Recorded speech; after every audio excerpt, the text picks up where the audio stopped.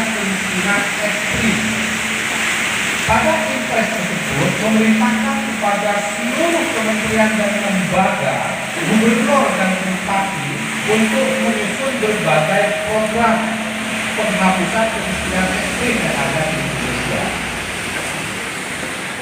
Kementerian Desa di dalamnya diperintahkan oleh Presiden melalui Impres nomor 4 tahun 2022 untuk menyusun prioritas penggunaan dana desa tahun anggaran 2023 yang isinya antara lain BLT dan ketahanan pangan, termasuk juga ada padat karya. Jadi ini informasi sementara. Artinya apa? Pastikan BLT dana desa itu ada di NPWP-nya Panjenengan, sekalipun hanya dianggarkan 50 juta. 1 tahun, Pak.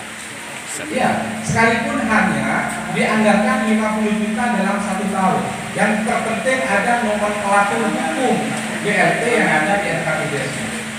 Itu ya, dicatat ya. Ya. Langsung ya. Ya. Terus kemudian yang kedua, ketahanan pangan pastikan ada di RKPDS-nya Panjenengan, karena Panjenengan sudah punya gambaran nih tentang program ketahanan pangan apa yang akan dieksekusi di tahun 2023. Mulai sekarang sudah bisa mendiskusikan dengan tokoh setempat, ya, dengan ring satunya Panjenengan Makades, kira-kira apa yang akan dieksekusi, mau peternakan sapi, kambing, bebek, ikan dan lain sebagainya di tahun 2023.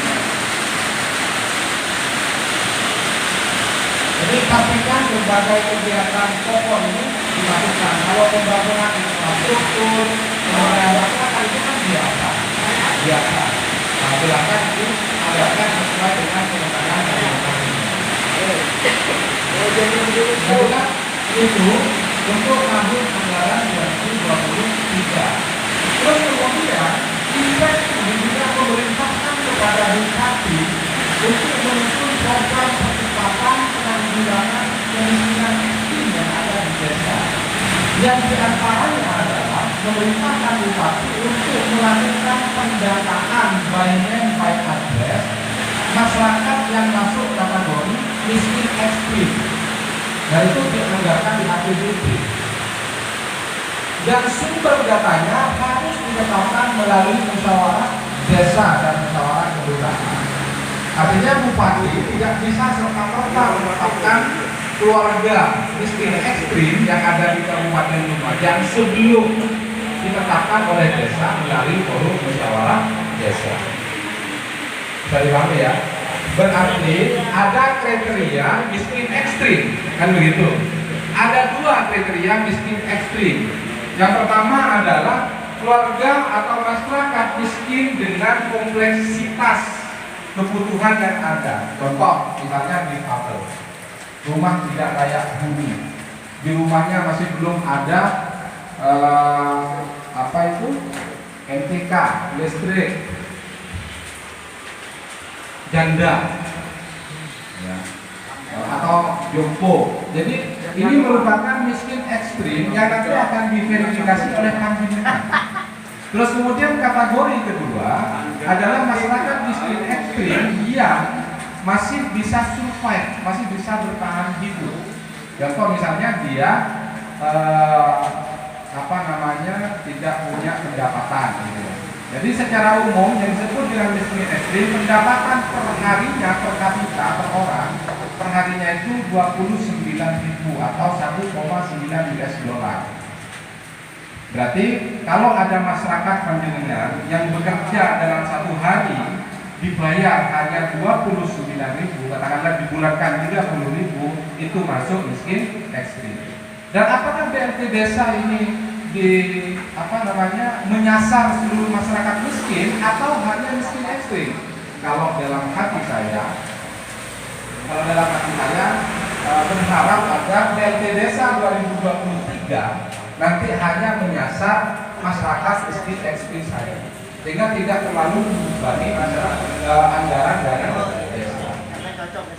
Kalau kita melihat informasi ya dari Impres nomor 4 tahun 2022, sepertinya Presiden menginstruksikan kepada Menteri Koordinator PMK untuk menetapkan lokasi khusus kemiskinan ekstrim yang ada di Indonesia untuk tahun anggaran 2023. Berarti tidak semua kabupaten kota nanti akan dilakukan proses pendataan kemiskinan ekstrim. Yang mudah-mudahan Lumajang tidak masuk. Kalau misalnya berdasarkan data lokus berarti dan Lumajang tidak masuk lokus kemiskinan ekstrim yang ada di Indonesia, berarti tidak perlu Lumajang kan begitu. Tapi kan pasti ada loh. Ya. Karena kalau di Lumajangnya nggak ada, yang di desa-desa mungkin. Jadi Kabupaten Lumajang ada lokus nanti, ada lokasi khusus kabupaten dan desa di seluruh Indonesia yang ditetapkan oleh Menteri Koordinator PMK. Perintah impresnya begitu. Sementara di Kementerian Desa diwajibkan oleh Presiden untuk menyusun prioritas penggunaan dana desa yang di dalamnya ada BLT desa untuk menangani atau mengurangi kemiskinan ekstrim yang ada di desa. Nah, jadi mudah-mudahan saja kebijakan BLT desa semakin dipersempit spesifikasinya menjadi miskin ekstrim saja. Jadi kalau yang miskin atau yang miskinan yang ada di desa itu nggak perlu lagi disupport menggunakan BLT dana desa. Kira-kira begitu ya. Ini isu di tahun 2023. Maka perlu dicatat bahwa 2023 pastikan BLT desa menganggarkan BLT desa sekalipun hanya 50 miliar. Itu kalau hutan anak bukan beda lah. Nah, begini Mas sebetulnya. Kalau di desa saya itu gini, untuk kemiskinan ekstrim itu memang ada. Tapi melihat kemiskinan itu kan dari rumah sebetulnya. Kalau orangnya itu sapinya sampai 7 gitu kan. Bisa dikatakan ekstrim nggak itu? Ini cuma rumahnya itu sudah nggak layak huni. Sudah saya buatkan dulu, kemarin kan sempat ramai dulu. Saya buatkan sendiri itu rumah. Nggak ditempati lagi dan dari orangnya itu kan ya. Terus itu yang pertama. Yang kedua memang ada janda tua sudah dan rumahnya itu memang sudah tembok. Kalau syaratnya menjadi rumah tidak layak huni itu kan masih tanah kan gitu ya, bambu ya kan, pakai cek gitu kan gitu. Itu memang untuk membiayai rehab di atas saja sudah tidak bisa. Kemarin sudah saya belikan kayu sebetulnya. Ya kalau nggak bisa dimasukkan ke anggaran ya sudah, amal jariah nggak apa-apa. Itu sudah ada, memang. Amal jariah petinggi sore. Oke, saya nangkap.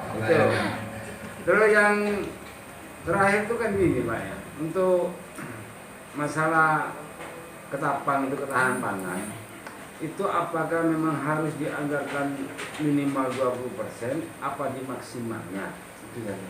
Oke. Itu untuk tahun berapa ya kata Pak? 2023. Dari 2023 Pak, kalau 22 enggak ada. Oke.